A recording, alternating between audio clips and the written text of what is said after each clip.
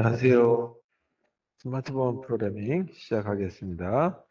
자, 전 시간에 했던 거하고는 조금 달리, 이제 오늘은 전 시간에 그냥 바로 출력만 했었죠. 이제 오늘부터는 이제 사용자 인터페이스라 해서 그 사용자 입장에서 뭐 버튼을 누른다든지 아니면 뭘 이제 그 선택을 한다든지 하는 체크박스라든지 아니면 글씨를 입력한다든지 하는 것까지 다 포함할 수 있는 그런 기능들을 갖다가 이 안드로이드 환경의 스마트폰에다가 그 작성해주는 앱을 만들기 위한 방법에 대해서 보도록 하겠습니다. 자, 그래서 그걸 갖다가 사용자 인터페이스라고 얘기하죠.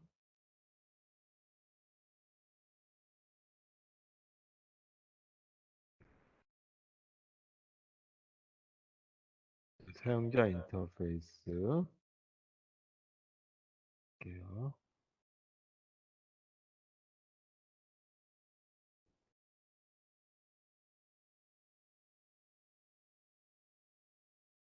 자, 인터페이스. 자, 이걸 갖다가 유저 인터페이스라고 부르죠. 네, 여기 보게 되면 사용자 인터페이스에서는 우리가 보통 위젯이라고 부르는 것들이 있어요. 위젯. 네, 위젯이라고 하는 것들이 있는데 이게 뭐냐면 우리 많이 누르는 것 중에 이 확인 버튼 같은 것들 있죠. 그런 이제 버튼이 있고 그 다음에 자료들이 쭉 목록된 거 있어요. 내가 예를 들어서 어디에 목적지를 찾으러 가려고 한다. 그러면 일개 뭐 몇 개의 단어 가지고 쭉 유사한 그 문장들이 쭉 나와서 아니면 동네 이름들이 나와서 고를 수 있게 해주죠. 그런 걸 리스트라고 얘기하겠다 하죠. 그 다음에 이제 그 하나면에서 다 표시가 안 되게 되면 또는 하나의 쪽과는 창이라고 하는 데서도 표시가 안 되면 이 올렸다 내렸다 할 수 있는 오른쪽에 스크롤 바라고 들어가는 게 있죠. 뭐 체크박스도 있고 뭐 이런 것 등을 이용해서 제작하는 거다. 자, 이걸 갖다가 유저 인터페이스다라고 하고 네, 이때 안드로이드 환경에서는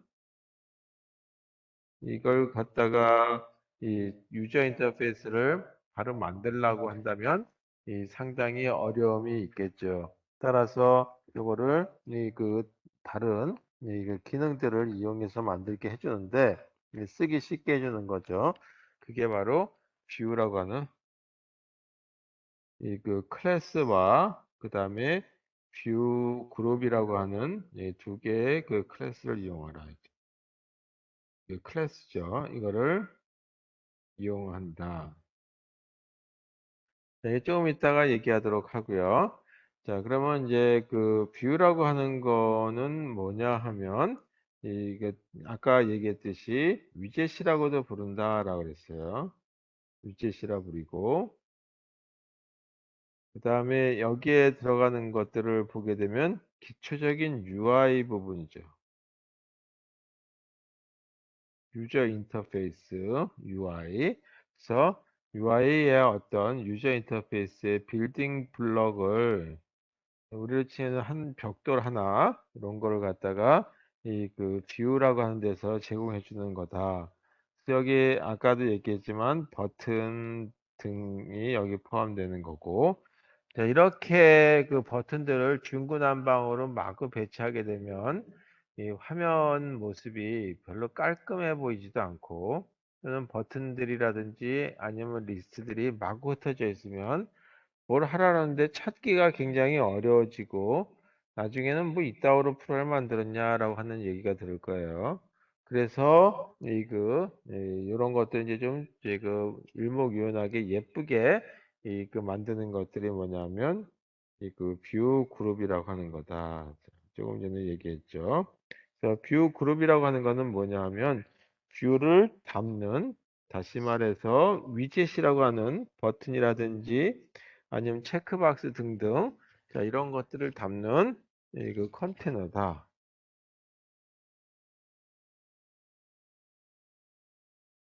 컨테이너. 자, 우리 컨테이너라면 컨테이너 트럭 생각해 보시면 되겠어요. 컨테이너에는 뭐 자동차들도 이제 그 수출하는데 실려서 보내기도 하고, 또는 뭐 옷을 갖다가 이제 그 거기다가 담아가지고 보내기도 하죠. 또 그런 잡다한 것들을 한꺼번에 넣어서 한 묶음으로 넣어서 관리해 주는 거, 이걸 컨테이너라 그래요. 이걸 다른 얘기로 또 뭐라고 얘기냐면 배치다라고도 불러요. 그래서 이걸 배치를 영어로 레이아웃이다라고 하기 때문에 이 레이아웃이다라고도 불린다. 이 배치라는 과정에서 이제 이거는 오늘 하게 될지 다음에 하게 될지 모르겠지만 일단 배치라는 방법 중에도 여러 가지가 있겠죠. 그냥 차례대로 넣는 방법들이 있어요. 그 다음에 또 오른쪽에 넣고 그 다음에 왼쪽에 넣고 아니면 하단에 넣고 뭐 하는 것들에 대한 배치를 정해줄 수가 있죠. 위치를 여기저기다 해주는 거. 그래서 그와 같은 걸 또 하나는 그를 쭉 만들어 볼 수 있기 때문에 그냥 차례대로 넣었을 때 선형이다라고 하는 배치가 있다. 레이아웃. 그 다음에 또 하나는 우리 그 예를 뭐 숫자 값이라든지 0부터 시작해가지고 9까지의 어떤 숫자 값이 나오는 한 계산기를 만들려고 그래. 그렇다면 숫자 값이 나와야 되는데 그와 같은 걸 갖다가 이 하나의 사각 박스 안에 집어넣게 되죠. 그래서 그런 걸 테이블이다라고 불러요. 테이블 형태로 할 수도 있고 또는 내가 만든 배치의 어떤 위젯이죠. 위젯 바로 아래 또는 아래에서 저그 좀 오른쪽으로 떨어져서 뭐 이런 식의 만들 수 있는 거 그걸 갖다가 이 절대 위치가 아니라 상대적인 어떤 배치 뭐 이런 것들에서 여러 가지가 있어요. 이렇게 얘기할 수도 있겠다. 자, 그래서 일단 요 정도 보고 그 다음에 유저 인터페이스는 어떻게 만드느냐가 이제 중요하죠. 그래서 이 유저 인터페이스를 갖다가 작성하는 이 방법에 대해서 만들어 보자. 이제 작성한다는 얘기는 앱에서 유저 인터페이스 부분을 추가해 줘야 되는데 그 어떻게 할 것인지에 대한 거.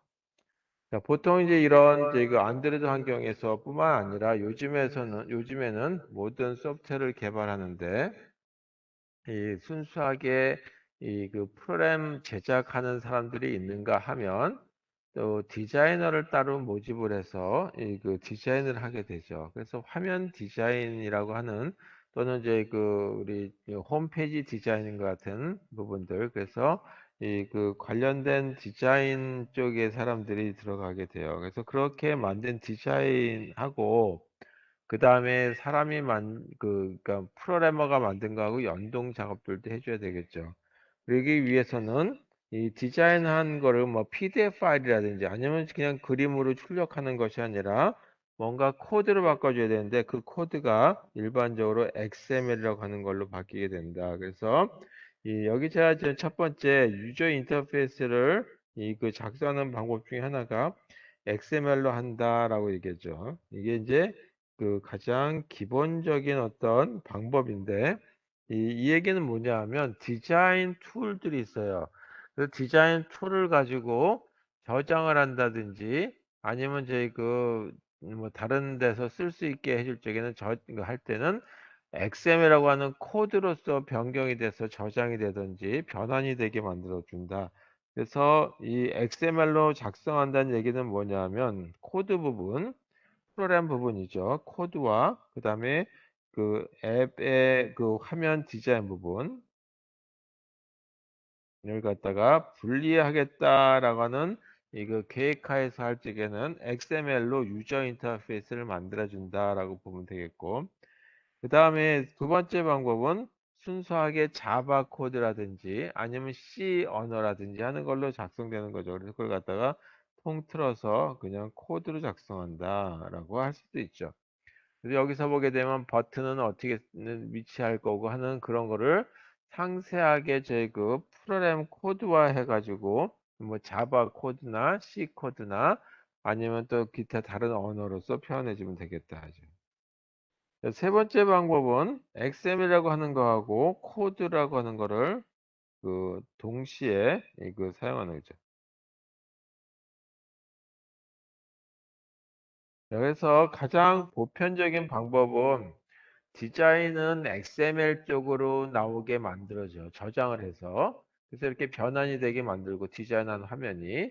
그리고 이 그 디자인된 거에서 프로그램 해줘야 될 부분들이 있죠. 그렇게 버튼이 눌러졌으면 어떤 작업을 할 것이다.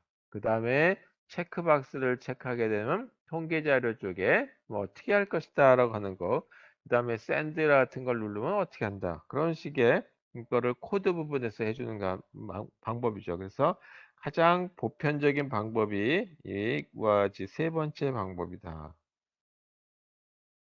자, 그래서 이 세 가지 방법이 있는데 세 가지를 다 이제 해보려고 해요. 그래서 다 이해를 하셔야 되니까 이 그 디자인은 디자이너만 한다는 것이 아니라 그 디자인했던 거하고 연동을 해줄 수 있는 세 번째 방법과 우리는 가야 되니까 이 XML이라고 하는 걸로 첫 번째 XML로 유저 인터페이스를 한번 작성을 해보자. 여러 가지 그 만들게 되면 복잡해지니까 이렇게 쉬운 걸로 해볼게요. 여기에 제일 처음에 여기 타이틀이 들어가고 이제 타이틀이니까 앱이라고 하는 거에 제목이죠. 그러면 여기 보게 되면 타이틀에 이 안드로이드니까 여기 로봇 모양이 이렇게 있죠. 이제 이건 안드로이드 로고고 이 로고 안드로이드 로고고 그 다음에 이건 글씨가 왜 이렇게 자, 여기 제목을 이렇게 쓴다고 보죠. 유저 인터페이스 1이라고 하는 걸로 들어갔다라고 보죠. 그 다음에 이 그 우리 스마트폰에 꽉 차게 가로 쪽으로 그런 버튼이 있다라고 한번 해보도록 하겠습니다. 이제 이게 버튼이에요.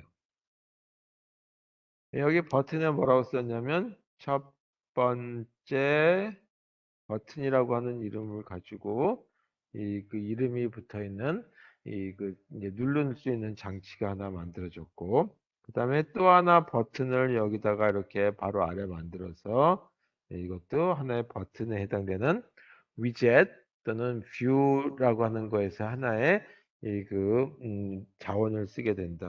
여기는 두 번째 버튼이라고 하는 이름을 갖고 있다. 자, 이렇게 만들어져 있는 스마트폰의 화면을 설계하려고 한다라고 했을 때 일단 먼저 어떻게 할 것인지에 대한 우리 스마트폰 프로그램을 작성하기 위해서 이 그 속성이라고 하는 거와 값을 결정해 주는 부분들이 들어가요. 예를 들어서 이 프로젝트 이름은 어떻게 할 것인지에 대한 걸 갖다가 여러분들이 한번 해보셨을 걸로 알고 있거든요. 그래서 프로젝트 이름을 유저 인터페이스라고 쓸게요 라고 하는 거죠.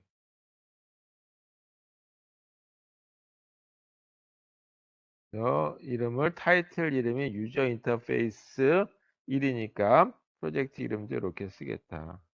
그 다음에 또 뭐가 있냐면 패키지 이름이 나오는 걸 정해줘야 되겠죠.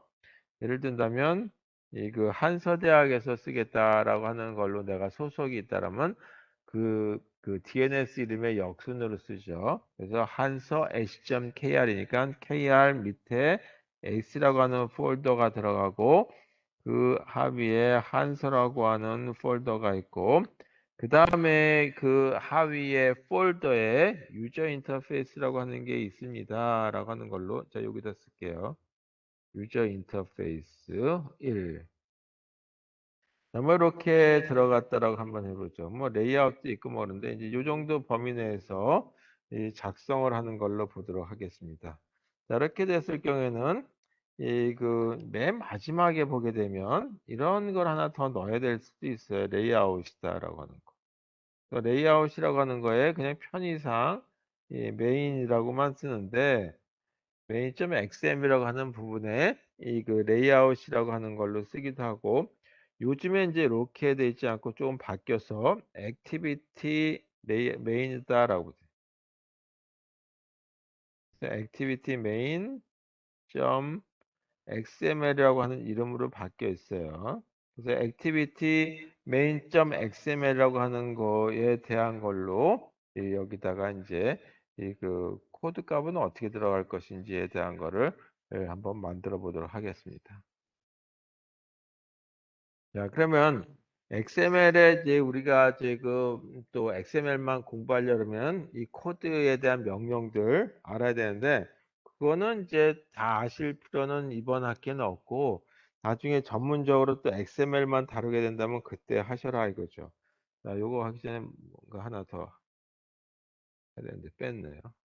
자, 그 다음에 이제 이런 걸 하기 위해서는 이런 배치와 관련된 거라든지 유저 인터페이스에 해당되는 부분들이 이 어딘가에 저장이 되겠죠. 저장되는 데가 바로 이 RES라고 하는 폴더가 있고 거기에 이 레이아웃이라고 하는 또 폴더가 있어요. 이 폴더에 이 저장이 되는 거죠. 자, 아까 메인이다라고 했으니까 main.xml 파일을 보게 되면 여기에 이 저장이 된다 또는 이 더블 클릭해서 우리 main.xml 부분을 바꿔주시면 되겠어요. 자, 그러면 어떻게 되냐면 XML 부분인데 여기에 보게 되면 물음표가 들어가고 XML 이렇게 들어가요. 그리고 버전. 여기 뭐 제가 뭐 쭉 뭐 들어가는 거는 제가 그냥 생략하도록 하겠습니다. 엔코딩이라고 하는 것도 들어가 있고 뭐 하는데 그 부분은 자동적으로 만들어져 있으니까 그냥 쓰자 이거죠. 이 타이틀 부분은. 자, 아까 보게 되면 여기 버튼이 하나 있고 또 아래 버튼이 있죠. 위에 첫 번째라고 하는 말이 있고 그다음에 그 아래는 두 번째 버튼이라고 하는 말이 있어요. 그래서 차례대로 이렇게 내려오는 거 이걸 선형의 배치다라고 불러요. 그래서 그걸 갖다가 리니어라고 하는 선형에 대한 걸 리니어라고 부르죠. 그다음에 대문자로 레이아웃.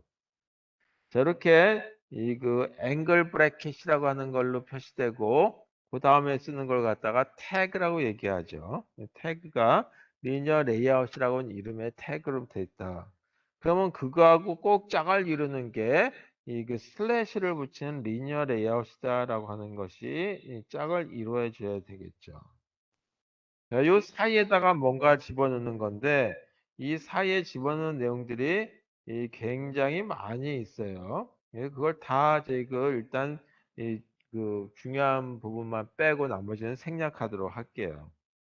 그렇다면 여기서 뭐냐면 우리 안드로이드 환경에 요만한 스마트폰의 화면이다라고 한다면 화면을 다 쓰게 되겠죠. 그래서 그와 같은 걸 쓸 적에는 뭐라고 쓰냐면 안드로이드라고 하는 이 접두수와 같은 걸 쓰시고 그 다음에 콜론을 하고 레이아웃 그다음에 width 라고 한 다음에 전체 화면에 이게 이제 하나의 스마트폰의 이 화면이다라고 보죠. 그러면 여기 가로에 해당되는 걸 다 쓰겠다라고 하는 거예요. 그랬을 때 fill 그다음에 parent라고 하는 이런 이제 상수값 같은 걸 주시면 되겠다. 그리고 꼭 이 더블 코테이션을 정해 주셔야 되겠죠. 그 다음에 세로 길이에 해당되는 것도 다 쓰겠다라고 한다면 안드로이드라고 하는 값을 꼭 써주셔야 되겠고 그 다음에 이 레이아웃 길이에 해당되는 거니까 하이트라고 쓰시고 이것도 fill parent라고 하는 거를 써라. 자, 그 다음에 어떻게 되냐면 이 버튼이 하나 들어가고 난 다음에 이렇게 옆으로 들어간 게 아니죠. 세로로 들어갔어요. 따라서 세로로 배치를 할 겁니다. 라고 하는 뜻에서 안드로이드 그 다음에 방향에 대한 거예요. 우리가 스마트폰을 세로로 돌렸다 가로로 돌렸다 하게 되면 전체 내용이 가로로 또 바뀌었다가 세로로 바뀌었다 하죠. 그런 것들의 기능 듣듯이 이 배치에 해당되는 걸 처음에 어떻게 할 거냐 해서 방향이라고 하는 게 오리엔테이션이다. 이 방향은 어떻게 되냐면 세로 방향이죠. 세로 방향을 버티칼이다라고 불러요. 자, 이렇게 해서 이 첫 번째 태그에 해당되는 리니어 레이아웃이라고 하는 배치와 관련된 두 개의 버튼을 집어넣을 건데 첫 번째 버튼이나 두 번째 버튼을 넣기 위한 화면 구성의 모습은 이렇게 된다라고 하는 걸로 나타냈습니다. 네, 공간이 없으니까 요건 지우고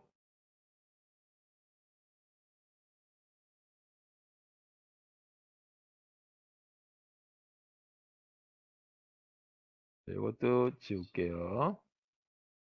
자, 그 다음에 이제 뭐가 들어가야 되냐면 첫 번째 버튼이라고 하는 이름에 이 위젯이 하나 들어가야 되겠죠. 그래서 위젯이 들어가는데 그때 들어가는 위젯이 버튼이다라고 하는 거예요. 이것도 색깔을 좀 달리 해볼까요? 버튼. button. 버튼이고 이 버튼에다가 보통 이제 그 화면에 나오기만 하게 하겠다라고 한다면 그냥 버튼 나오는 걸로 그냥 끝나죠. 그런데 이 동작 버튼을 눌렀을 때 뭔가 기능을 하게 하고 싶어요. 그 가시적인 효과가 보이게 하기 싶다라 한다면 버튼을 갖다가 이미 자원이 이제 그 안드로이드 스마트폰에서 내 앱에 보겠으면 자원들이 있어요. 뭐 소리를 나게 한다든지 아니면 영상을 보여준다든지 또는 새로운 어떤 이제 그 이미지가 있었다든지 하는 그 이미지들이 다 뭐냐면 이 자원이라고 얘기하는데 그런 자원들에 대한 걸 리소스라고 영어로 얘기하죠. 그 자원들에 대한 걸 추가해 줘야 되겠다. 자, 반드시 안드로이드 환경에 쓸 적에는 앞에다 안드로이드라고 쓰고 콜론하고 난 다음에 이번에는 그 프로그램에서 이 버튼하고 연동을 하겠다라고 한다면 프로그램에서 쓰기 위해서는 어떤 이름하고도 연결을 시켜줘야 되겠죠. 프로그램 안 하고 그냥 놔두겠다 하면 이 부분은 필요는 없어요. 자, 그럼 여기다 이렇게 한번 써본다. 골뱅이라고 하고 처음 보는 이제 또 이렇게 쓰는 건데 조금 이따가 얘기하겠지만 골뱅이 이 at이라고 하는 거죠. 이거는 추가하겠다라고 하는 뜻이에요. 리소스 추가가 아니라 참조하겠다라고 하는 뜻이고 그 다음에 더하기 표시는 추가하겠다는 얘기고 뭐를 추가할 거냐면 id 식별자라고 하는 걸 넣겠다. 식별자로서 뭐라고 쓸 거냐 하면 id 이름을 버튼 1이라고 하겠다. 이건 누가 쓸 거냐 하면 바로 이 그 자바와 같은 언에서 이 코드화 되어 있는 부분에 갖고 연동할 때 쓰기 위해서 button 1과 같은 것들이 사용되겠다 하죠. 그 다음에 아까 화면에 보게 되면 스마트폰에 가로로 꽉 차게 만들고 싶은 거죠. 가로로 꽉 차게 만들고 싶다라고 한다면 이와 같이 안드로이드 그 다음에 이 폭에 해당되는 걸 써라 있죠. 그래서 폭에 해당되는 거는 레이아웃 위스라고 하는 개념을 그 쓰면 되고 태그를 쓰면 되고 가로로 꽉 차게 하고 싶으면 여기 같이 따옴표 쓰시고 fill parent라고 쓰시게 되면 되겠어요. 자, 그 다음에 전체 화면을 쓰는 것이 아니라 이 가로 세로 쪽에도 마찬가지 전체 버튼을 차지하는 것이 아니라 여기에 글씨 크기만큼만 공간을 자리를 차지하게 이 그 세로 크기를 또는 길이를 정하려고 해요. 그럴 적에는 안드로이드 그 다음에 레이아웃 길이에 해당되는 거니까 하이트라고 라고 하고 그 다음에 어떻게 되냐면 글씨 크기만큼에 해당되는 거 예를 들어 첫 번째라고 하는 걸 쓰게 되면 글씨 크기만큼만 버튼에 해당되는 크기를 정하려고 한다. 그럼 요걸 갖다가 포장한다라고 하는 뜻에서 이 랩이다라고 하는 뭐 키값이라고 하는 게 상수값에 해당되는 걸로 주면 돼요. 그래서 랩이고 요 안에는 내용만큼만 쓴다 그래서 컨텐트라고 씁니다. 자, 이렇게 해서 이 전체 글씨 크기에 해당되는 것만큼만 집어넣고 그 다음에 이 버튼 위에 쓰여져 있는 글자가 있죠. 그걸 갖다가 텍스트라고 하는 걸로 정해준다. 이렇게 쓰고 이 그 버튼 위에 뭐라고 쓸 거냐면 첫 번째 버튼이라고 쓸 거다. 버튼.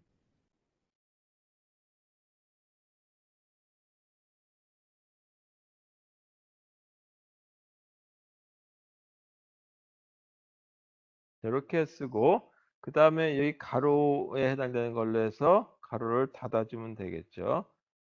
그리고 버튼과 짝을 이루는 이 그 닫는 태그 여기에 버튼 이렇게 써도 되고 여기다가 슬래시를 여기다 쓰셔도 되죠. 여기다 슬래시 쓰게 되면 슬래시 버튼 요거는 필요가 없고 그러니까 한 줄로 그냥 더 한 줄을 줄일 수 있는 역할이 되긴 하겠지만 처음 이제 그 접한다 생각하시고 제가 저희 그거는 일단 생략하는 걸로 했습니다. 네, 그리고 두 줄 두 걸로 나누는 걸로 작성을 했죠. 자, 만약에 이 부분을 제가 그 랩 컨텐트라고 했는데 이 랩 컨텐트가 아니고 요거를 이그 필 페런트라고 썼다라고 한번 해보죠. 그러면 이 요한은 화면에 있는데 버튼이 어떻게 자리를 차지하고 있냐면 전체를 다 차지하게 된다. 그래서 가로에 해당되는 게 이 그 전체 여기 그 꽉 찬다라고 얘기했었죠. 그다음에 세로에 해당되는 것도 꽉 차고 여기에 뭐라고 쓰냐면 첫 번째 버튼이라고 하는 단어고 버튼 하나가 완전히 스마트폰 그 앞 그 전체 화면을 꽉 자리를 차지하게 되는 그런 모습이 만들어질 거다 이거죠. 자, 그 다음에 또 버튼이 두 번째 버튼이 있죠. 그래서 여기서는 이 렉 컨텐트라고 하는 걸 썼으니까 요만한 버튼이 하나 만들어지고 그 다음 아래에 두 번째 버튼이 만들어지게 하려고 그래요. 그래서 두 번째 버튼은 여기다가 공간을 만들어서 버튼이라고 하는 이름의 또 하나를 만들어 줘야 되는데 이 그 공간이 없으니까 일단 제그 다음 화면으로 넘어가서 보여드리도록 하겠습니다. 자, 그럼 두 번째 버튼은 이, 그, 이 자바하고 연동을 하도록 하기 위해서 새로운 또 아이디를 하나 집어넣으면 되죠. 만약에 이 코드하고 연동을 하지 않겠다라고 한다면 지금 하는 이거는 필요가 없어요. 뭐냐면 이 아이디라고 하는 걸 제공해 줄 필요가 없죠. 그냥 화면에 나오는 걸로 끝난 거니까. 그렇다면 유저 인터페이스에서의 의미는 별로 없고 출력만 한다면 아이디를 넣을 필요가 없어요. 그런데 출력을 하겠다라고는 시그 코드하고 연동을 하겠다라고 한다면 아이디하고 연동을 해줘야 있죠. 이거 빼면 출력만 되는 거지. 뭔가 이제 그 유저가 동작하는 거에 따른 그 기능을 해주지 않는다는 얘기죠. 여기서 이렇게 골뱅이라고 하는 거는 참조한다는 얘기죠. 리소스에 있는 내용을 참조해라. 그래서 리소스에 있는 걸 참조한다는 얘기는 뭐냐면 리소스에다가 뭔가 새로운 자원을 추가한다는 뜻에서 참조된 리소스에다가 더하기를 쓰게 되면 더 추가해 주세요 라고 하는 거죠. 뭐를 추가하냐면 아이디를 하나 더 추가해 달라 이거죠. 자, 이때 아이디는 두 번째 버튼에 대한 아이디로서 버튼 2라고 하는 아이디를 제공하려고 하니까 이걸 자원에다가 내가 관리한 앱에 그 내가 지금 만든 앱의 리소스라고 하는 폴더 자원에다가 그 폴더 부분에 자원을 관리하는 폴더 부분에다가 버튼 2라고 하는 걸 넣어주세요 라고 하는 뜻이에요. 자, 그 다음에 이 그 두 번째 버튼이라고 하는 거를 집어넣는데 이 두 번째 버튼에 대한 크기에 대한 정보는 이렇게 해라. 이제. 레이아웃, 그 다음에 폭은 어떻게 할 것인지 글씨 크기만큼만 딱 포장하는 그 버튼의 크기를 정할 것인지 글씨 크기하고 무관하게 화면 스마트폰 화면의 가로만큼을 다 차지하게 할 것인지 근데 여기서 가로를 꽉 차게 쓰겠다라고 한다면 fill parent라고 써라 이거죠. 자, 여기 이렇게 fill parent니 왜 컨텐츠니 하는 얘기는 오늘은 그냥 요 정도만 하고 다음에 조금 더 자세하게 얘기하도록 하겠습니다.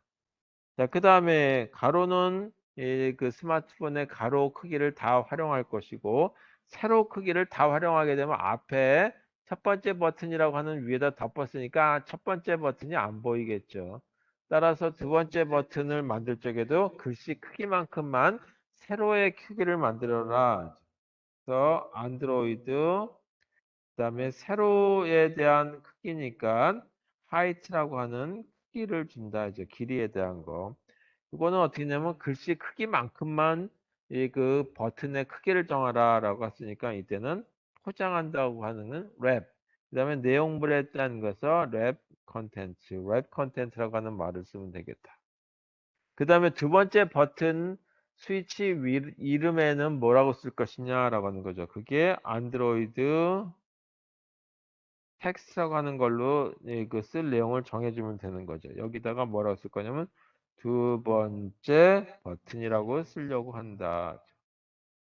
자, 그리고 닫고 다시 이 버튼이라고 하는 태그하고 짝을리는 슬래시 버튼이라고 쓰면 되겠죠.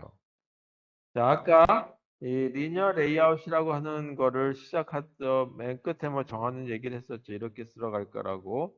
리니어 레이아웃.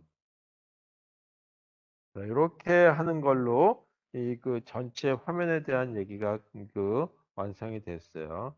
자, 그렇다면 이런 거에 대해서는 얘기를 안 했으니까 이거에 대해서 얘기 한번 해보도록 하죠. 골뱅이, 그 다음에 더하기 id, 그 다음에 뭐 버튼, 이와 같은 이런 그 모습의 내용은 뭐를 의미하는지에 대한 얘기를 한번 다뤄보도록 하겠습니다. 자, 먼저 골뱅이라고 하는 뜻은 뭐냐면 이 그 리소스라고 하는 자원들을 이제 내가 만든 프로그램에서 또는 앱에서 자원들을 사용하게 되겠죠. 대표적인 리소스가 화면과 같은 부분도 리소스가 되고 그 다음에 화면에서 쓰려고 하는 또는 프로그램에서 쓰려고 하는 이미지가 될 수도 있고 동영상일 수도 있고 그 다음에 이 그 음성이라든지 음악과 같은 그 MP3, MP4 뭐 이런 것들이 다 포함될 수도 있겠다. 그래서 골뱅이 표시는 리소스에서 참조하겠다라고 하는 뜻에서 이렇게 표시되는 거다라고 얘기했고 그 다음에 두 번째 이 그 더하기 표시가 있는데 이거는 이 새로 이거 생성하겠다 또는 추가하겠다는 뜻이 되겠죠. 그다음에 id라고 하는 거는 식별자를 나타내는 패키지 이름이에요. 그래서 식별자 이걸 갖다가 id라고 부르죠. 우리는 identifier예요. 이 식별자라는 패키지에 대한 이름을 이제 나타내기 위해서 쓰는 하나의 그 키워드 정도다라고 보시면 되겠어요. 그래서 버튼 2라고 하는 게 하나의 그 패키지 형태로 사용되는 거다라고 보시면 되겠어요. 자, 이렇게 하게 되면 이 그냥 그 실행을 하게 되면 이 화면에 뜨긴 해요. 근데 지금 했던 작업에 보게 되면 이 여기 지금 노란색으로 긋은 것처럼 버튼 2 또는 아까 그 전 화면에 나왔듯이 버튼 1 뭐 이런 것하고 연동해지는 부분들은 없겠죠. 그냥 이걸 실행하게 되면 이 그 스마트폰이 있고 이 스마트폰에 여기에 이렇게 생긴 버튼이 하나 나오죠. 뭐라고 나오냐면 첫 번째 버튼이라고 하는 이름은 물론 글씨가 크지 않으니까 이 그 스마트폰의 그 버튼이 굉장히 가로축으로 길게 되겠죠. 그다음에 두 번째 버튼이 이렇게 만들어질 테고 그게 다 이 가로에 해당되는 거를 다 공간을 차지한다. 여기 두 번째 버튼이라고 하는 이름을 가지고 그 출력이 되는 걸로 해서 이런 모습의 스마트폰의 이 모습이 나타난다. 실행을 해보면 이런 실행해 보셨죠? 그래서 그런 모습이 나오는데 만약에 이런 것들은 이제 뭐하고 할 거냐면 자바하고 연동해 주는 부분들을 보도록 하겠습니다. 그 다음에 순수하게 코드로만도 작성할 수 있겠지만 이 그 코드로 작성해 주는 거하고 연동해서 하는 거 이런 것들에 대한 것도 어떻게 될 것인지에 대한 거를 보도록 하죠. 그래서 이 세 가지로 보통 하는데 이제 첫 번째 거는 이그 XML만 가지고 화면에 디자인된 것만 보여준 거죠. 두 번째 거는 뭐냐면 코드로 다시 말해 자바라고 하는 걸로 이 그 유저 인터페이스를 작성한 예를 보도록 하겠습니다. 자, 이거는 뭐냐면 배우셨는지 모르겠는데 자바 프로그램을 가지고 그래픽 유저 인터페이스를 만드는 거하고 유사하다라고 보시면 되겠어요.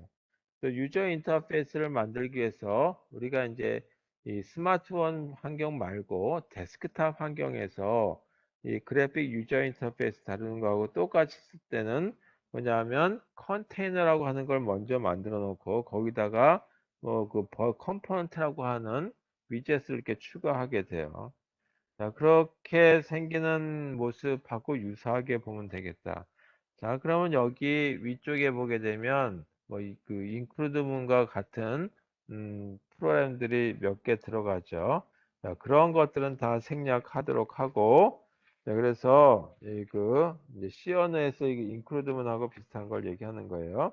자, 저는 이제 그건 다 생략하도록 하고, 바로 코드 부분으로 들어가도록 하겠습니다. 자, 그러면 임포트문 다 빼겠습니다. 그리고 실제 코드 부분만 보게 되면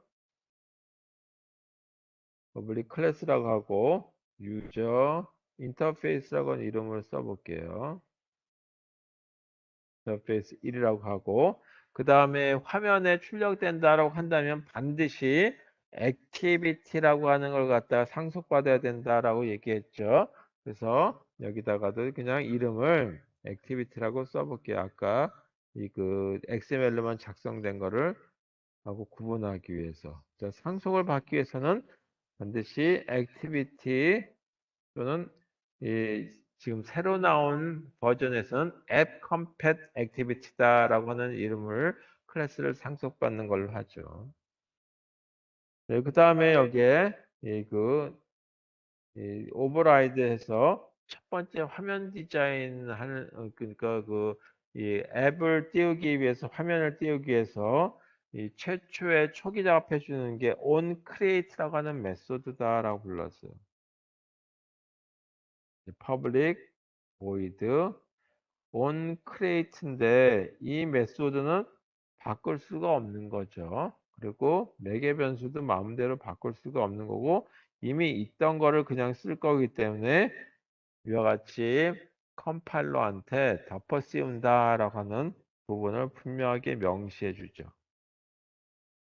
그 다음에 상속을 받았으니까 상속을 제공해 준 데다가도 이렇게 했습니다라고 하는 통보를 같이 해줘야 되는 거, 알려줘야 되는 거죠. 그래서 그때 쓰이는 메소드가 내가 상속받은 겁니다라고 하는 상속받은 부분을 수파라고 하는 이름을 쓰면 되고 거기에 onCreate라고 하는 메소드가 또 있을 거란 말이에요. 그리고 b라고 하는 매개 변수 값을 그대로 넣어주면 되겠다. 자, 이거는 그냥 따라 쓰면 되는 거고, 자, 핵심 부분은 지금부터예요. 자, 아까 이 XML을 작성할 때 linear layout이다라고 하는 클래스를 썼어요. 여기도 linear layout이라고 하는 클래스를 쓰시면 되겠고, XML을 작성할 때는 태그 부분으로 작성을 됐었죠. 여기다 앵글 브래켓을 표시했었는데, 우리는 그냥 클래스 이름을 쓴다. 그 다음에 이 뒤에다가 클래스 이름에서부터 쓸 수 있는 하나의 이 그, 이 객체 이름, 그건 컨테이너라고 쓸게요. 네, 객체명은 컨테이너라고 쓰고 이렇게 쓰게 되면 그 객체 이름은 컨테이너라고 쓰겠다라고 하는 정도로 끝이에요.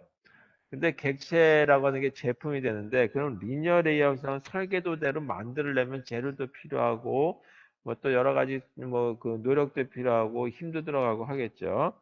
새로 만들 거니까 자원이 필요하다 이거죠. 그래서 new라고 하는 걸로 하고 그 자원에다가 다시 말해 그 자원이 메모리예요. 내가 필요한 만큼의 설계도대로 만드는 건데 그 설계도의 초기 작업이 리니어 레이아웃이다. 그리고 초기 작업이다 보니까 그 작업에 해당되는 건 이와 같이 함수 표시로 넣어주게 되는 거죠. 자, 이걸 갖다가 리니어 레이아웃하고 똑같은데 가로가 들어갔어요. 이걸 생성자라고 부른다. 자, 이게 조금 있다가 이 자바만 가지고 데스크탑에서 어떻게 할 것인지에 대해서 얘기해 보도록 하겠습니다.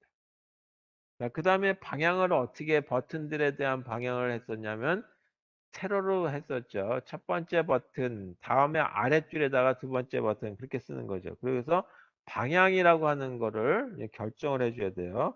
그래서 방향이 컨테이너라고 하는 이런 저희 그 객체가 만들어지는데 여기다가 방향을 결정하기 위해서 뭐냐면 방향을 결정해 주기 위한 이 그 함수를 정해 주는데 이 함수 또는 이걸 메소드라고 얘기하는데 우리가 마음대로 갖다 쓸 수 있는 것이 아니라 기존에 정해져 있는 함수를 이용해서 이 그 명령을 내려줘야 되겠죠. set orientation이라고 하는 이런 함수를 제공하고 있어요. 여기다가 이그 키, 저희 그 상수값을 줘서 세로로 배치하렵니다. 가로로 배치하렵니다라고 하는 거를 명시해 줘야 되겠다. 그래서 그게 뭐냐면 상수값이에요. 그 상수값에 해당되는 건데 어떻게 표시가 되냐면 리니어 레이아웃이라고 하는 클래스가 있고 그 클래스 하위에 보게 되면 세로를 하겠습니다라고 하는 세로와 관련되는 상수값이 있다.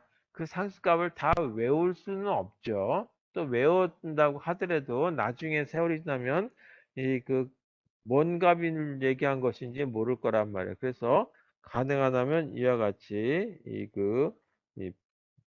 알아볼 수 있는 문자열 또는 또 의미 있는 단어를 씁니다. 버티칼. 이라고 하는 이렇게 다 대문자로 쓰게 되면 세월이 지나도 다 대문자니까 상수값이네 라고 하는 걸로 금방 이해하게 될 거단 말이에요. 그리고 상수값이 이게 1인지 0인지 100인지 알 필요 없이 그냥 아 이거 상수구나 세로로 하려고 하는구나 라고 하는 거에서 이해가 된다 이거죠. 자, 그래서 이 두 줄이 뭐냐면 배치를 하기 위한 초기 작업으로 끝난 거죠. 이거를 아까 XML에서는 브래켓을 하고 리니어 레이아웃이라고 하는 걸 쓴 걸로 끝났어요. 그 다음에 오리엔테이션과 관련된 것도 또 뭐 태그 안에 집어넣게 되죠. 자, 그 다음에 이제 두 번째 버튼과 관련된 그 부분들이 들어가야 되겠다. 그 다음에 이제 리니어 레이아웃이라고 하는 컨테이너라고 하는 거가 되는 거예요. 그거 하위에 버튼을 하나 집어넣는데 첫 번째 버튼의 이름을 B1이라고 하려고 합니다. 라는 거죠. 그 이름만 정한 거예요. 그럼 버튼이 필요하죠. 그럼 버튼을 돈 주고 사오든지 내가 만들든지. 그래서 만든다 그러면 U라고 하고 충분한 메모리에다가 그런 어떤 초기 작업해 줘야 되는데 그 초기 작업이 클래스 이름에다가 이렇게 이 가로를 쓰게 되는 생성자를 쓰게 되면 초기화가 되면서 새로운 버튼 B1이라고 하는 게 만들어졌다. 그죠? 자, B1이라고 하는 버튼 위에다가 뭔가 글씨를 썼죠. 자, 물론 여기 가로 안에다가 써도 되는데 자, 일단 분리했어요. 여기다가 버튼에 글씨를 쓰기 위해서 예, 아까 태그에 책사가는 부분을 썼었는데 안드로이드 레이아웃 뭐 텍스트 뭐 이런 식의 걸 썼는데 레이아웃 이제 그런 걸 썼었는데 레이아웃이 아니라 안드로이드 텍스트 근데 여기서는 저그 set 텍스트라고 하는 걸 쓰시고 그 다음에 가로 안에다가 이 쓰려고 하는 내용들을 갖다 추가하시면 되겠어요. 뭐라고 쓸 거냐면 버튼에 그 위에 들어가는 버튼 위에 들어가는 그 스티커 이름이라고 할까요? 버튼의 이름을 갖다가 첫 번째 버튼이라고 하는 걸로 쓰기로 했죠. 자, 그럼 첫 번째 버튼이 만들어지긴 했는데 이거를 이제 이 배치하는 화면에다가 추가해 줘야 되는 거예요. 그래서 버튼을 만들어 놓고 나면 이 버튼에 대한 걸 갖다가 전체 이 그 판에다가 딱 붙여 줘야 되겠죠. 그게 판의 이름이 뭐냐면 컨테너라고 하는 이름으로 돼 있어요, 여기. 자, 컨테이너라고 하는 이 화면에다가 판에다가 추가해 주는 거다. 이제 추가해 주는 부분이 바로 여기다가 add라고 하는 걸 집어넣어 준다. add view. 그리고 뭐를 추가해 줄 거냐 하면 조금 전에 만들었던 B1이라고 하는 버튼을 갖다가 추가해 준다. 이렇게 해서 이제 그 버튼을 갖다가 이와 같이 그 컨텐에다가 하나 추가해 주는 부분이 완성이 됐죠. 자, 그 다음에 두 번째 버튼에 해당되는 걸 갖다가 만들어 줘야 되겠죠. 그래서 두 번째 버튼에 해당되는 거는 버튼, 그리고 그 이름을 B2라고 하자. 그리고 그 버튼 생성하기 위해서는 뭐 재료가 필요하죠. 그 재료는 그냥 단순하게 U라고 쓰면 충분하게 우리는 그 컴퓨터 자바원에서는 끝난다 이거죠. 그럼 재료가 뭐 뭐가 필요하든 이게 플라스틱 재질이든 아니면 철제든 그냥 알아서 메모리 그 필요한 재료가 들어간다라고 보시면 되겠어요. 우리는 이제 메모리겠지만. 그리고 버튼에 대한 초기해주는 기능이 필요하겠죠. 그게 바로 생성제라고 하는 거에 초기 작업 해준다. 자, 그 다음에 어떻게 하냐면 이 새로운 버튼 만들어진 거에다가 그 이름을 써줘야 되겠죠. 버튼의 이름 또는 타이틀이라고 하는 걸 써줘야 되는데 그때 써주는 동작이 set text라고 하는 이런 저희 메소드에 의해서 글씨를 써주면 되겠다 이거죠. 써줄 내용이 뭐라고 쓸 거냐면 여기다가는 두 번째 버튼이라고 쓰려고 하는 거죠. 두 번째 버튼. 이렇게 하고 바로 닫으면 되겠죠. 자, 그러면 버튼이 만들어졌는데 이 버튼 만들어진 거를 배치하는 데다가 다시 배치판에다가 붙여야 되겠죠. 그 배치판의 이름이 뭐냐면 컨테이너다라고 하는 거였어요. 그 컨테이너. 컨테이너라고 하는 배치판에다가 붙여주겠다. 자, 붙이는 작업이 뭐냐 하면 그 add view라고 하는 거다. 여기 add view라고 하는 거에 의해서 판에다가 따끄닥 붙이죠. 뭐를 붙일 거냐 하면 조금 전에 만들었던 B2라고 하는 이런 버튼을 갖다가 붙이려고 한다.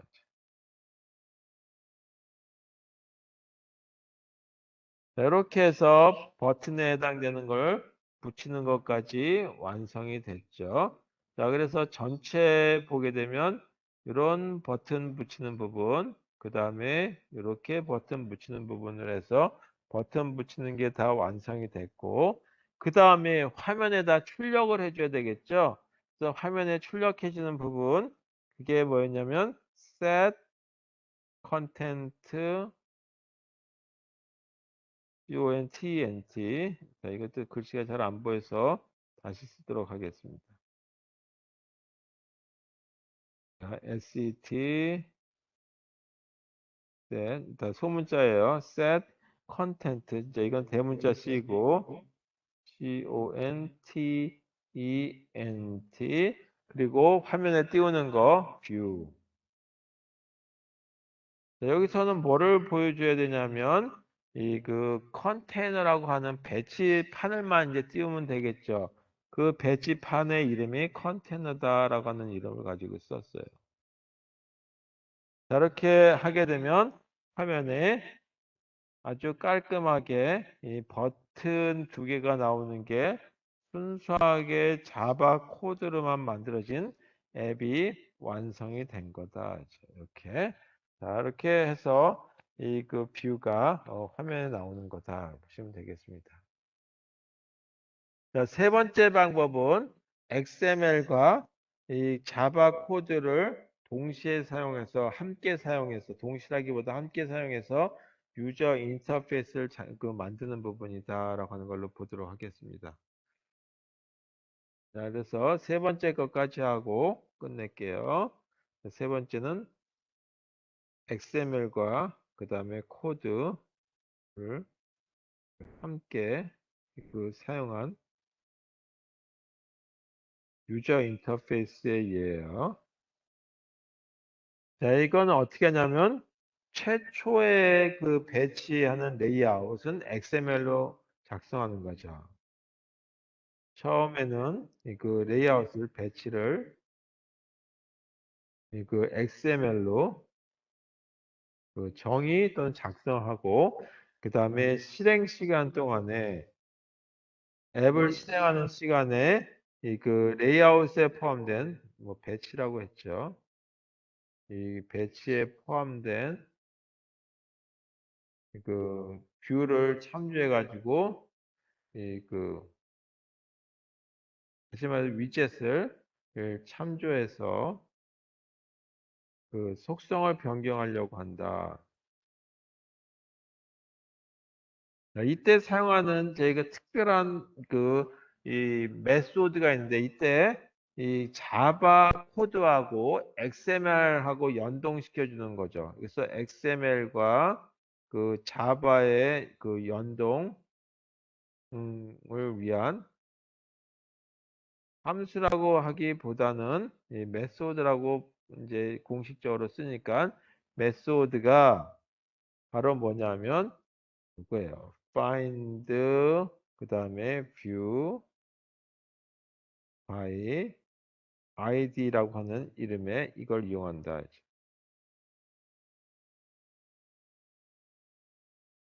그래서 이 find 이거 n입니다. find 이 view by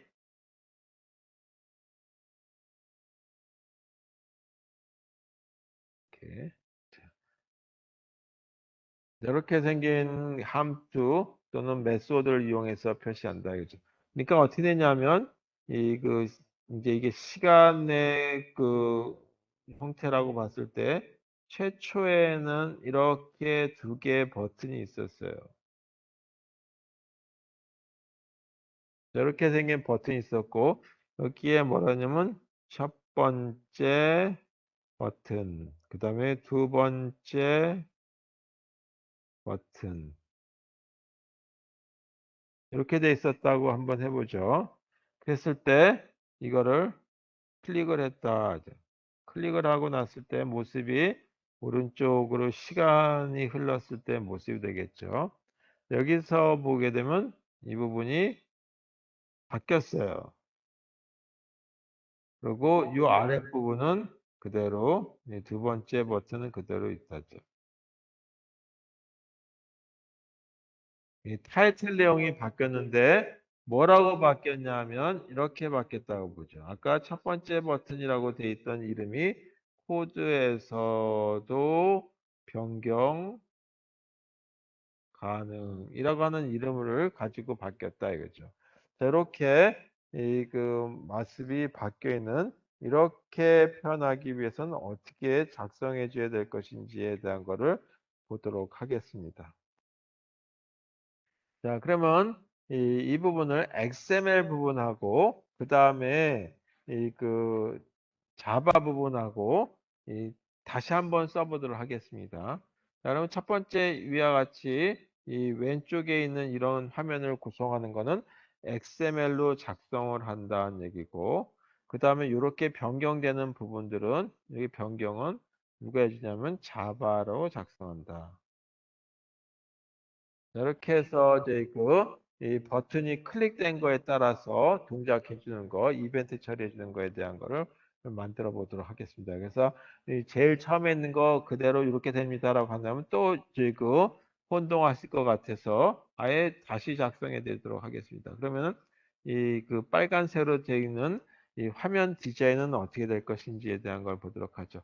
XML 부분을 먼저 보죠. 자, 벌써 XML 뭐 이렇게 나오는 거 엔코딩이 어찌 됐는지 그거는 생략하겠다 이거죠. 그 다음에 첫 번째 인여 레이아웃이라고 하는 걸 쓰면 된다라고 얘기했고 이 중에 이 화면 전체를 다 쓰려고 한다라고 한다면 안드로이드라고 하는 항상 제 키워드가 들어가고 콜론하고 배치와 관련된 거는 배치 레이아웃 위스라고 하는 걸로 해서 가로는 얼마만큼을 쓸 것인지 그 다음에 세로에 해당되는 부분은 얼마만큼 쓸 것인지에 대한 걸 표시해 주죠. 가로 전체를 다 쓸 거다라고 한다면 fill parent라고 쓰면 된다라고 했고 상수값에 해당되는 거라고 보시면 되겠어요. 그 다음에 이 세로 해당되는 것도 전체 스마트폰의 화면을 다 쓸 거다라면 fill parent라고 써라 이거죠.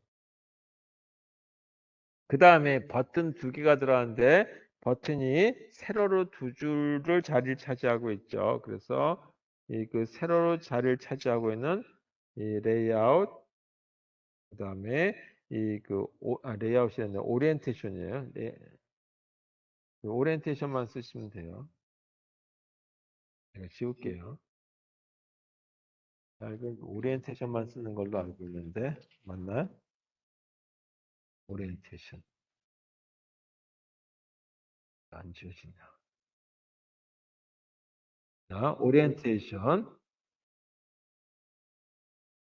자, 이게 이 방향이 어떻게 되냐면 버티칼 방향이죠.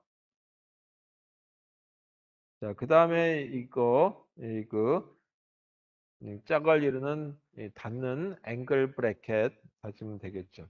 그 다음에 뭐냐면 버튼이 들어갔어요. 버튼. 이제 이 배치에 버튼이 들어가고 여기에 안드로이드 그리고 버튼에 난 아이디를 이렇게 정하려고 합니다라고 하는 거죠. 그래서 아이디가 원래 있던 자원들이 있어요. 그걸 리소스라고 하는 자원들. 여기에는 뭐 이미 버튼들도 있고 있을 텐데 거기다 더 추가해라는 뜻에서 더하기를 한다. 그리고 그 버튼의 이름을 정하려고 하는데 그때 버튼의 이름을 어, button 1이라고 하는 걸로 쓰려고 합니다라고 하는 거죠. 자, 그 다음에 이 버튼은 어떤 크기를 결정할 것이냐라고 하는 크기에 대한 거예요.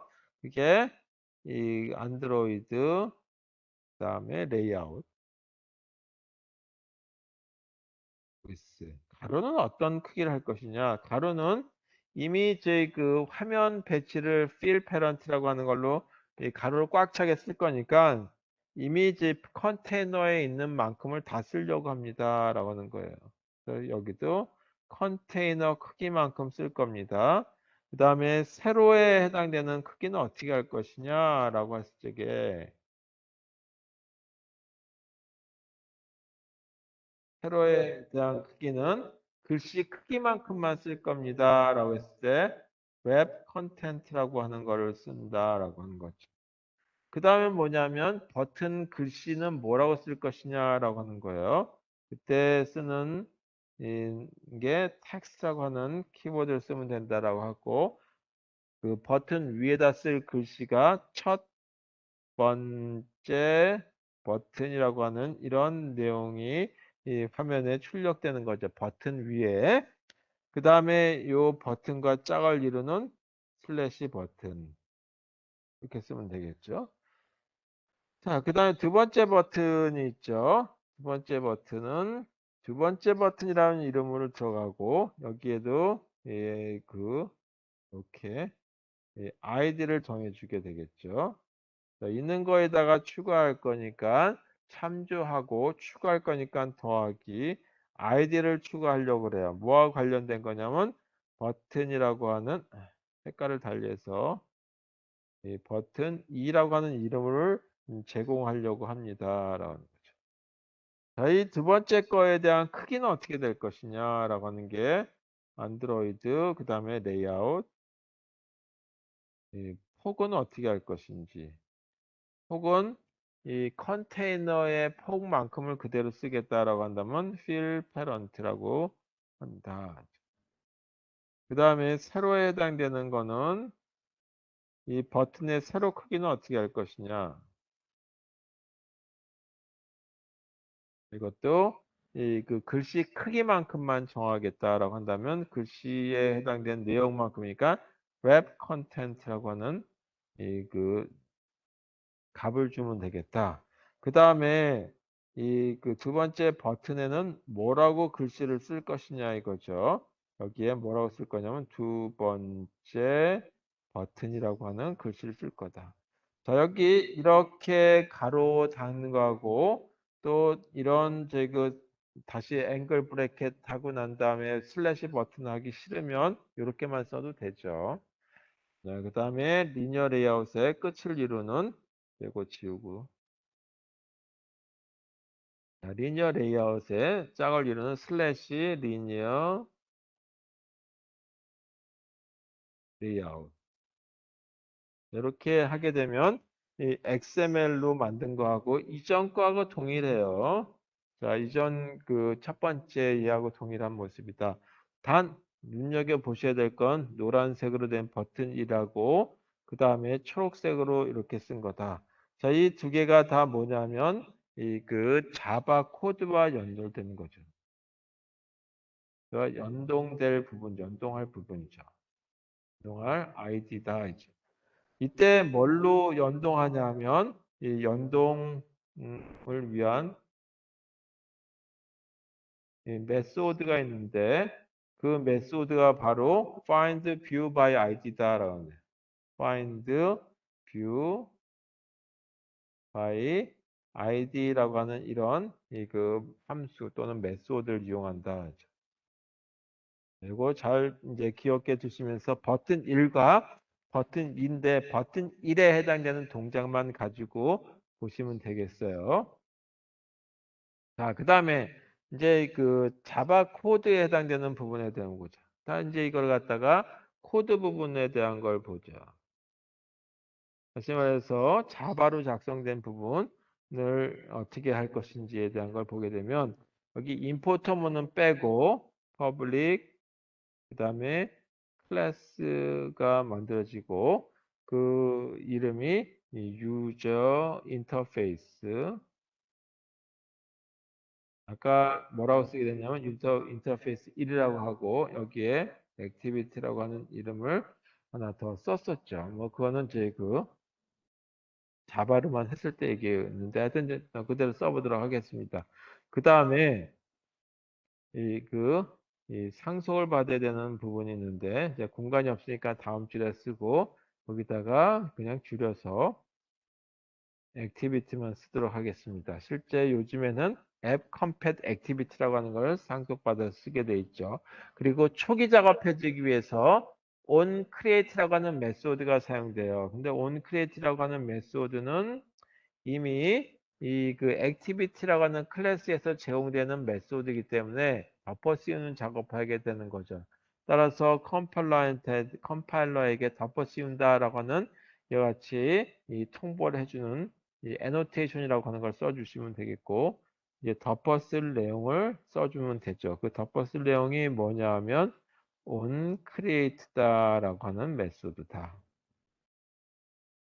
자, 이 메소드는 이미 액티비티라고 하는 클래스에 정의된 거니까 바꿀 수 있는 게 없어요. 이런 것들. 매개 변수 타입은 자, 이 매개 변수 명은 바꿔도 되고 이렇게 된다.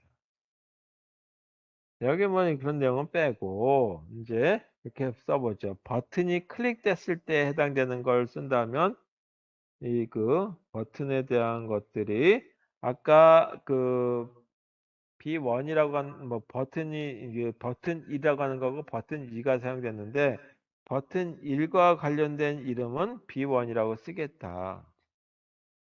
자, 그래서 이걸 갖다가 이 그 새로운 버튼을 이름으로만 쓸 거니까 조금 전에 얘기했을 때 연동되는 함수가 뭐냐면 find view by id라고 하는 거하고 연동이 된다라고 얘기했어요.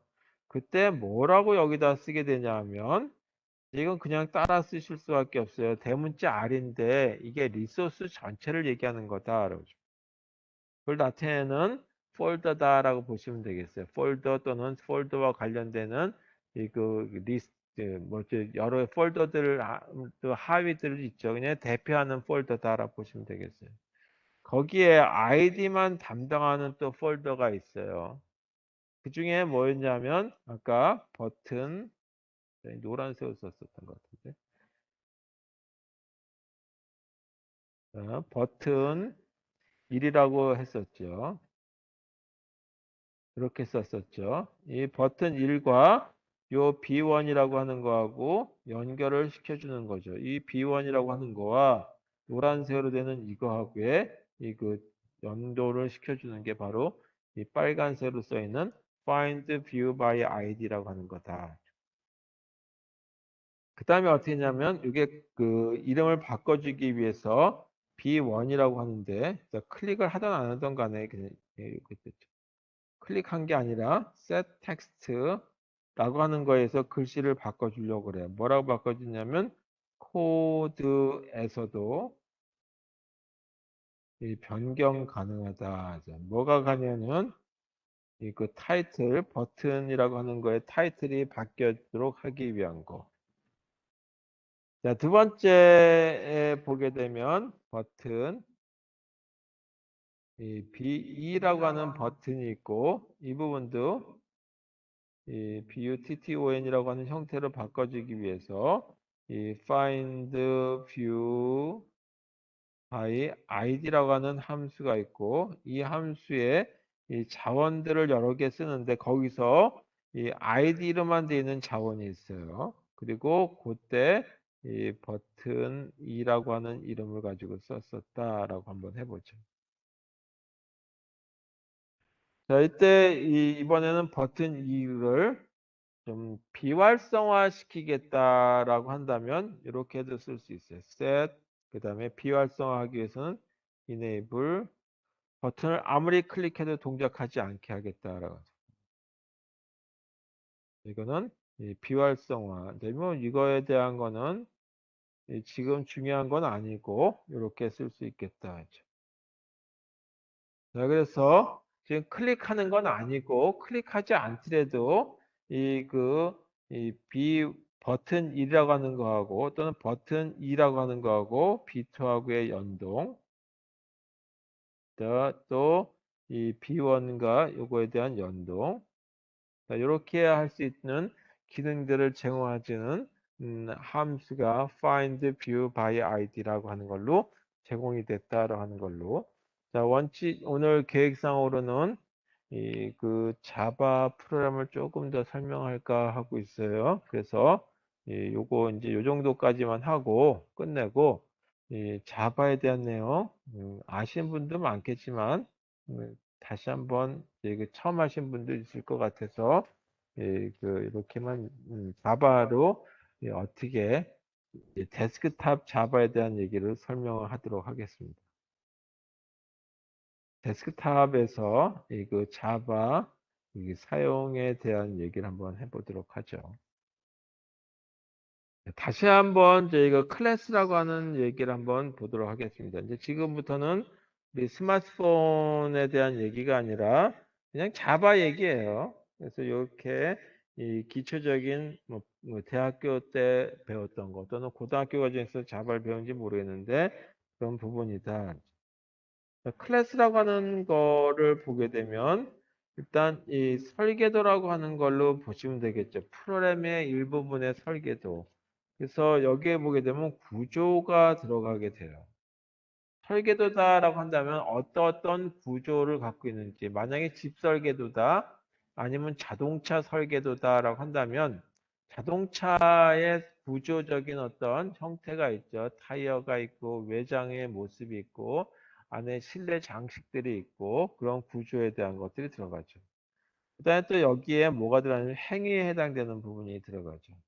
이걸 가지고 어떻게 사용할 것인지에 대한 거, 이 자동차라면 시동을 거는 방법, 그 다음에 핸들 조작 방법, 깜빡이를 켜는 방법, 이렇게 나타날 수가 있다. 그래서 이 클래스에서는 구조에 대한 거하고 행위에 대한 것들에 대한 게 정의가 되어야 된다라고 하는 거죠. 그게 바로 설계도에 대한 진정한 설계도죠.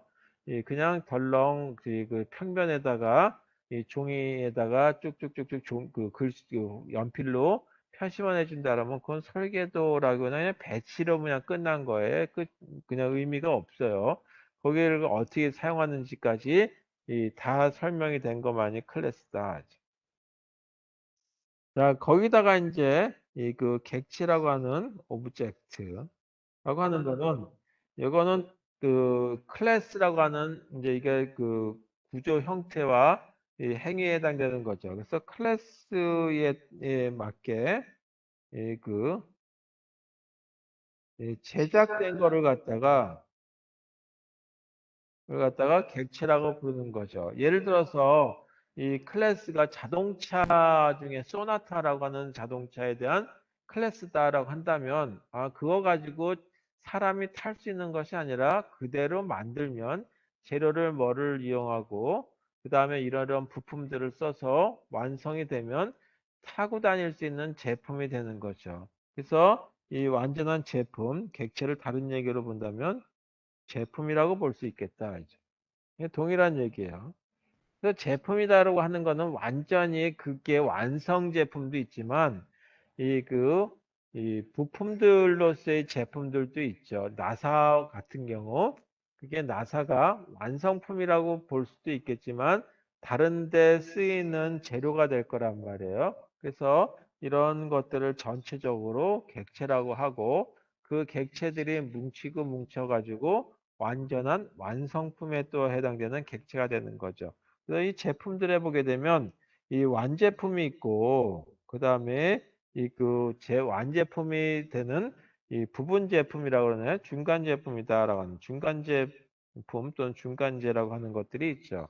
또 이런 것들이 다 뭉쳐져 가지고 완제품이 만들어지는 그런 식이 있기 때문에 중간 제품은 중간 제품으로서의 이 특징이 있고 그다음에 완제품은 완제품으로서의 특징이 있죠. 그런 식의 걸 얘기한다. 자, 그래서 제일 먼저 이제 우리가 이 설계도라고 하는 걸 만들기 위해서 클래스라고 하는 그 설계도 또는 이거를 제작하기 만들기 위해서는 어떻게 될 것이냐. 그래서 설계도에 대한 거를 만들기 위해서는 그러니까 이 실제 설계도를 만들었을 때 누가 만들었고 언제 만들었고 그다음에 만들 적에 설계도에 대한 거를 단위가 센티미터 단위를 하는 미터법을 쓸 것인지 인치라고 하는 걸 쓸 것인지에 대한 것부터 시작해 가지고 굉장히 서로 간의 표준이라고 하는 걸 정해줘야 되는 게 필요하죠. 그래서 이 클래스라고 하는 거를 갖다가 정의하기 위해서는 뭔가 정의가 필요하겠다. 이제 그 형태 예, 또는 규약이라고 하는 게 있어야 되겠죠. 그래야지 그대로 또 이 제작하는 객체를 만드는 제품을 만든 사람이 보고 이 설계도대로 만들 거란 말이에요.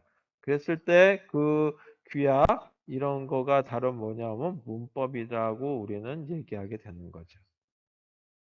자, 이렇게 쓰게 돼 있다. 설계도입니다라고 하는 거에 키워드를 쓰고 요 뒤에다가는 뭐냐면 설계도 명에 해당되는 이름을 쓰는 거죠. 클래스 이름. 그래서 오늘 설계도 이름을 쓰고 이 클래스 명을 쓰는 거죠. 클래스 이름. 그 다음에는 이와 같이 중괄호 하고 다시 닫는 중괄호로 돼 있다. 자, 여기 보게 되면 크게 두 부분으로 나눠져 있는 부분이 있는데, 이 하나가 어떤 재료를, 기본 재료를 쓸 것인지에 대한 것들이 명시해 줘야 되겠죠.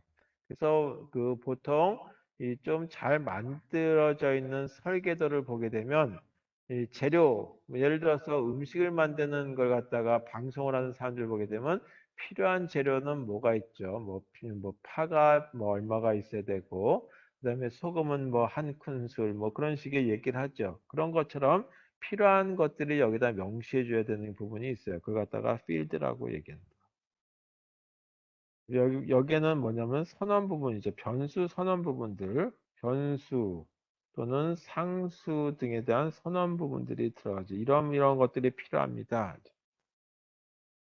그다음에 두 번째 부분이 아까 이런 재료들을 가지고 뭐를 만들 것인지에 대한 거를 얘기하게 되는 거죠. 예를 들어서 이 파하고 만약에 소금이 있다라고 한다면 그걸 가지고 뭐를 만들 것이 김치를 담글 것인지 아니면 뭐 이제 그거 가지고 파에다가 소금을 뿌려 가지고 뭐 이제 그냥 뭐 소금만 뿌린 파에 대한 어떤 이그 간단한 요리를 만들 것인지에 대한 것들에 대한 명시 부분이 또 들어가야 돼요. 그걸 행위라고 얘기하는 거죠. 그걸 갖다가 메소드라고 부르게 되는 거죠. 하나가 아니라 여러 개이기 때문에 필드들, 그 다음에 메소드들 이렇게 들어가는 부분이 된다.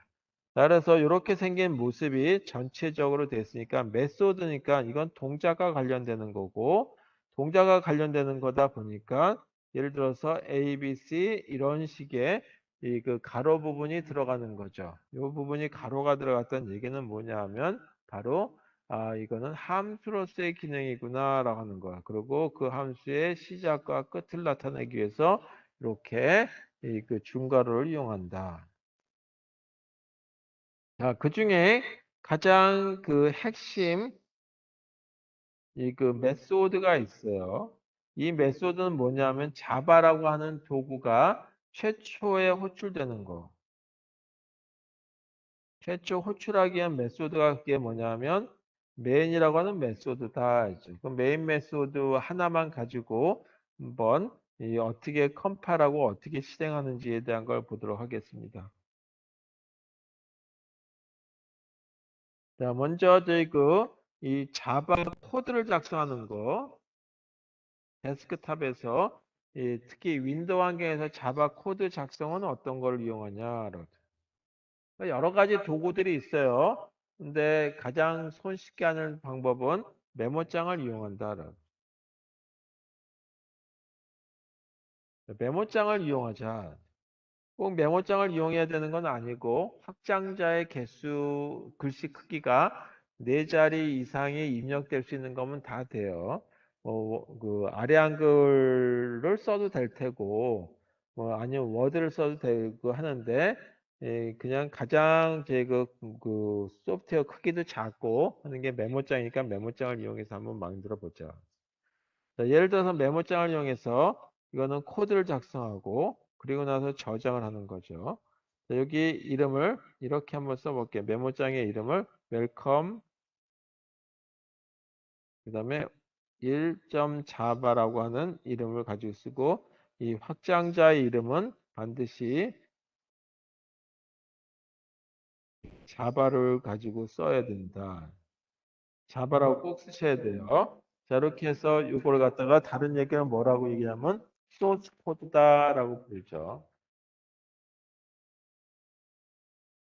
소스 코드를 작성 한번 해보고 그 다음에 이걸 갖다가 저장을 하고 난 다음에 어떻게 되냐면 컴파일을 해야 되는데 이 컴파일은 어디서 하냐면 커맨드 화면이라고 하는 거를 화면에 띄우게 되죠. 커맨드 CMD 화면 CMD라고 하는 걸 커맨드 화면이다라고 불러요. 그래서 그전에는 command.com이 있었는데 요거는 이 굉장히 조그만한 그 프로그램이었고 CMD라고 하는 걸 띄우게 되면 여기가 화면이 옛날 도스 화면과 같은 경우가 되죠.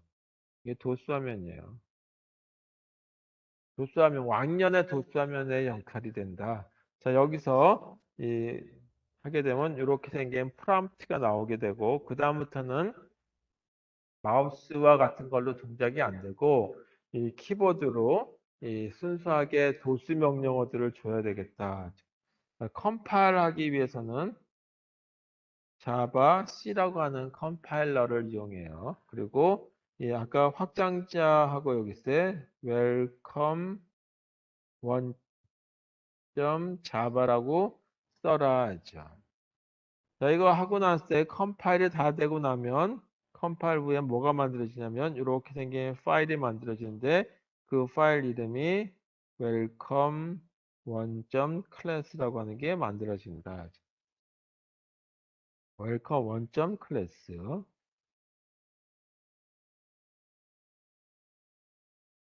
자, 그리고 이거를 이제 실행을 해줘야 되겠죠. 자, 실행해 줄 때는 다시 어디로 가냐면 CMD 화면에서 이렇게 생긴 프롬프트에서 실행할 적에는 이번에는 자바라고 하고 welcome 1이라고만 쓰면 되겠어요. 자, 이게 실행 가능한 파일인데 이 클래스라고 하는 걸 빼고 이렇게 실행해 준다. 자, 그랬다면 여기다가 이제 출력 결과가 나오겠죠.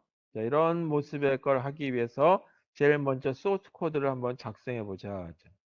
자, 소스 코드를 작성하는 하나의 예를 이렇게 보죠. 자, 소스 코드를 작성할 때 이 소스 코드 작성 시에 보게 되면 클래스 이름이 있죠. 클래스 이름. 자, 클래스 이름과 그 다음에 파일명은 동일해야 된다 하죠. 확장자 말고 확장자 전에 쓰는 파일명은 동일해야 된다 하죠. 자, 그럼 하나의 예를 들어서 이렇게 써볼게요. 다 이제 우리는 퍼블릭 써도 되고 안 써도 되는데 일단 이 기본이 퍼블릭이니까 이렇게 써보도록 하죠. 웰컴 원이다라고 했으면 이게 뭐냐면 이 클래스 이름이다라고 얘기했어요. 클래스명. 그래서 클래스명에 해당되는 거 쓰고 그 다음에 이 최초에 호출되는 이 그 메소드가 있다 그랬죠. 그 메소드가 메인 메소드인데 메인 메소드에다가 쓸 적에는 이거 마음대로 바꾸시면 안 돼요. 이거는 누가 호출할 거냐면 자바 버추얼 머신이 호출할 거기 때문에 이 부분 제가 지금 노란색으로 쓰는 거는 그대로 따라 써야 된다. 그래서 public static void까지 그냥 쓰시고 그 다음에 main 이 부분 바꾸면 안 된다 이제. 그 다음에 요 안에 매개 변수도 바꾸면 안 돼요. 자, 여기까지 그대로 따라 써라 이거죠. 그 다음에 뭐라고 쓸 거냐면 단순하게 출력만 할 거야. 한 줄 출력할 거다라죠. 한 줄 출력할 때 쓰는 게 시스템이라고 쓰시게 되고 우리가 C원에서는 프린트 F와 같은 걸 쓰듯이 대문자 S에 그 다음에 점 찍고 소문자 OUT 그 다음에 프린트 뒤에다가 엔터 키와 같은 게 들어가서 다음 줄로 떨어지게 하고 싶으면 ln을 쓰시면 되고 안 쓰면 그냥 그 뒤에 연속해서 들어가는 거죠. 예를 들어서 여기다가 웰컴이라고 하는 말을 쓰고 싶다. 이렇게 썼다. 그리고 이 그 가로를 닫으면 되는 거예요. 그럼 요 두 개 가로 여는 거하고 닫는 거에서 메인이라고 하는 함수가 또는 메인 메소드가 완성이 되고 그다음에 이거와 짝을 이루는 그 가로가 만들어지는 거죠. 자, 이렇게 해서 이걸 뭘로 만드냐면 메모장으로 작성하고 이때 파일명은 뭐라고 써야 되냐면 요거하고 이름이 동일한 welcome 원이라고 하고 확장자만 뒤에다가 자바로 붙여줘라 이거죠. 자, 그래서 이 파일 네임은 이게 대문자로 돼 있죠. 이것도 대문자로 꼭 쓰셔야지만 된다. 자, 그 다음에 컴파일 하고 나면 여기에 컴파일링 하고 나면 뭐가 하기 위해 컴파일 하기 위해서 아까 얘기했듯이 자바 C라고 하는 걸 쓰고 대문자 웰컴 원점 자바라고 한다라고 얘기했죠. 자, 이렇게 하고 나면 만들어지는 부분이 이제 생성되는 부분이 있는데 컴파일에 오류가 없으면 웰컴 원점 클래스가 만들어진다 그랬어요. 자, 그리고 실행을 하기 위해서는 자바 그리고 이제 막 만들어졌던 웰컴 원 이렇게 하는 걸로 실행을 한다. 자, 그리고 요 두 부분, 이 두 개, 자바 C라고 하는 거나 자바 이걸 하기 위해서는 요 두 부분은 CMD 화면에서 실행한다라고 하는 거 있죠. 그리고 이렇게만 쓰게 되면 화면에 어떻게 나오냐면 출력 화면에 이 CMD 화면에서 웰컴이라고 하는 게 출력이 된다라는 걸로 보시면 되겠어요. 뭐라고 할 때 자바 웰컴 원 이렇게 쓰게 되면 그런 글씨 하나가 출력된다라는 걸로 결과가 나오는 것을 확인하시면 되겠습니다. 자, 이렇게 해서 오늘 저희 그 자바에 대한 아주 기본적인 얘기 다뤄봤고 그 다음에 저희 이제 유저 인터페이스를 다루기 위한 첫 번째 XML로 쓸 것인지 아니면 자바 코드로만 할 것인지 두 개를 같이 함께 사용할 것인지에 대한 방법에 대해서 얘기했습니다. 자, 다음 시간에는 이 레이아웃이라고 하는 거에 대해서 본격적으로 다루게 되면서 배치에 대한 거를 보면 이제 이 화면 모습이 지금까지 거하고 좀 확연하게 다른 모습을 바르게 되겠습니다. 자, 실습 자료 이제 앞으로 그 조금 더 이 상세한 부분들에 들어가니까 이 지금까지 숙제 아직 못하신 분 꼭 좀 해주시길 부탁드리겠습니다. 자, 오늘 수업은 여기까지 하고 이 보충 수업인데도 불구하고 참여해 주신 분들께 고맙다고 제가 인사드리겠습니다. 수고하셨습니다.